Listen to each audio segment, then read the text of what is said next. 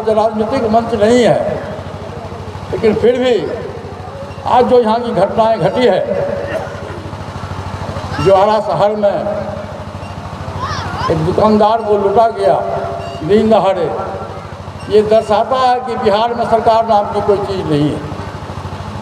और बिहार का मुखिया आज 20 वर्ष से बिहार के गति पर हैं, लेकिन आज तक 20 वर्षों में कोई कारखाना नहीं लगा, कोई उद्योग धंधा नहीं लगा,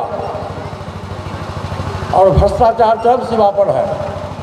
आप सचिवालय में जाते होंगे तो बिना घूस दिए हुए, बिना पैसा खर्च किए हुए कोई काम नहीं होता है। साथियों, स्वर्गीय चंद्रिका बाबू का जन्म 1897 ईस्वी में हुआ था, और वो 1995 में अपने शरीर को त्यागे। तकरीबन 30 वर्ष हुआ, और ये समाज के लिए उस ज़माने में 98 वर्ष तक जिंदा रह के समाज की सेवा करना, ये बहुत बड़ी बात है। हमारे जिलाध्यक्ष जी ने कहा कि कभी वो एमएलए, एमपी, विधायक बनना नहीं चाहते थे। ये अच्छी बात है। हमारे बिहार में बाबू जयप्रकाश नारायण जी देश के महान नेता माने जाते हैं। उन्होंने कभी असेंबली और पार्लियामेंट में चुनाव नहीं लड़ा। चुनाव लड़ने से अच्छा यदि आप समाज की सेवा करते हो तो वो सबसे बड़ा योगदान है। देहात एक कहावत है कि पढ़े पुत्र पिता के घर में और खेती उपजे अपने कर में।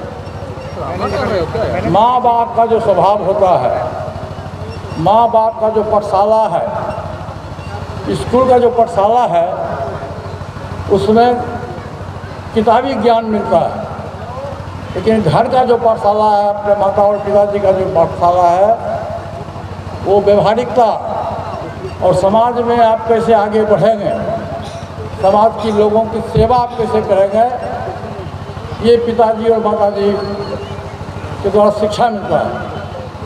साथियों, हमारे पिताजी भी कबीर पंथ के समर्थक थे। वो पढ़े लिखे नहीं थे, और हम 3 भाई एक गरीब किसान के घर में पैदा लिए, लेकिन हमारे पिताजी और हमारी माताजी आज दोनों इस पृथ्वी पर नहीं है, लेकिन उन्होंने जो हमारे तीनों भाई को शिक्षा दिया, एक गरीब किसान में पैदा लेने वाला व्यक्ति, हम लोग सुदूर गांव में रहने वाला व्यक्ति, उस समय में हमारे गांव में कोई स्कूल कॉलेज नहीं था, लेकिन हमारे पिताजी का देन है कि उन्होंने हमारे तीनों भाई को शिक्षा दी कि बेटा पढ़ो, चोरी मत करो, झूठ मत बोलो, किसी गरीब को मत सताओ। और हमारे पे, और जब हम लोग पढ़ाई करते थे तो हमारे पिताजी खजूर को छड़ी काट के टीचर को देते थे कि यदि ये बच्चा नहीं पढ़ता है तो उसको पिटाई करिए। अब बहुत मार भी खाए हम लोग उस ज़माने में। वो मार आज फल मिला हमको कि हम तीनों भाई देश का जो सर्वोच्च संस्था है संसद भवन, उसके तीनों भाई जनता के द्वारा चुने हुए प्रतिनिधि चुने गए। उसी तरह से आपके तेज नारायण बाबू आज के ज़माने में लाखों में 1-2 बेटा मिलता है जो अपने माँ बाप की मरने के बाद भी सेवा करता हो, मरने के बाद भी नाम उजागर करता हो। उसमें हमारे मित्र तेज नारायण यादव जी और उनकी धर्मपत्नी श्रीमती उर्मिला देवी जी को मैं तहे दिल से अपनी ओर से इस शुभ काम करने के लिए मैं अपनी ओर से हार्दिक बधाई देता हूँ। साथियों, तेज नारायण बाबू एक बहुत अच्छे व्यक्ति हैं और समाज की सेवा इनका मुख्य कर्म है। और हमारे पासवान जी कहा करते थे कि मैं उस घर में दिया जलाने चला हूँ जिस घर में सदियों से अंधेरा है। और वो कहते थे कि बगीचा का माली वही अच्छा होता है जो पूरे बगीचा का फूल खिलावे, कोई फूल से बगीचे में मुरझाए नहीं। तो मैं वो गुण मैं अपने तेजनारायण भाई में देखता हूँ कि बहुत ही सोशल, बहुत ही व्यवहारिक व्यक्ति है और ईश्वर चाहेंगे। समय का इंतजार है, समय भी बहुत कम है, 8-9 महीना 10 महीना समय है और आप लोगों की कृपा होगी तो निश्चित रूप से अच्छे से अच्छे पद हासिल करेंगे।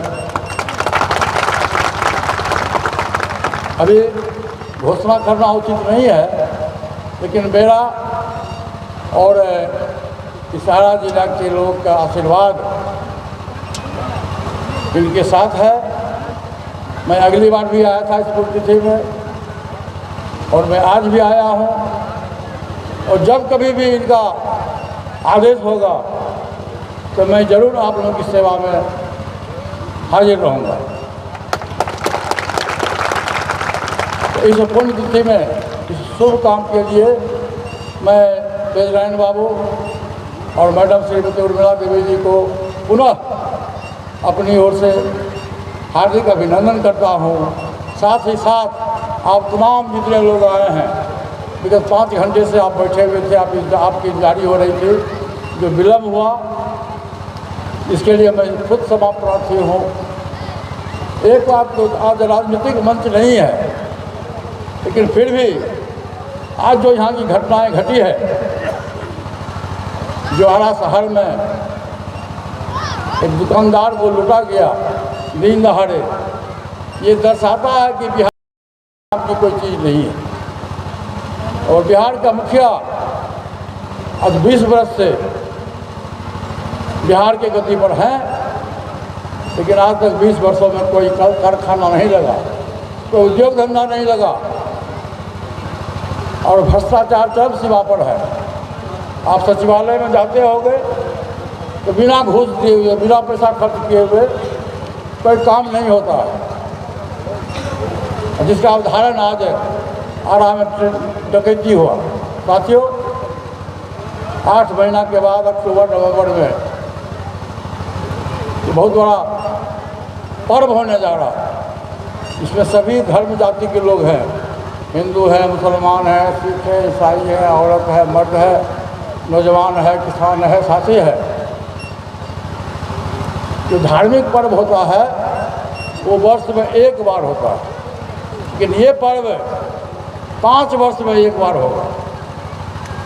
इसलिए मैं आज इस मंच से आप लोगों से आग्रह करने आया हूँ कि आने वाले विधानसभा के चुनाव में 2025 का जो चुनाव होने वाला है, इसमें निश्चित रूप से आप इस भ्रष्टाचारी सरकार को बदलिए और नया समीकरण के हिसाब से नए नौजवान लोगों को मौका दीजिए। इन्हीं चंद शब्दों के साथ मैं पुनः स्वर्गीय चंद्रिका बाबू को नमन करता हूँ,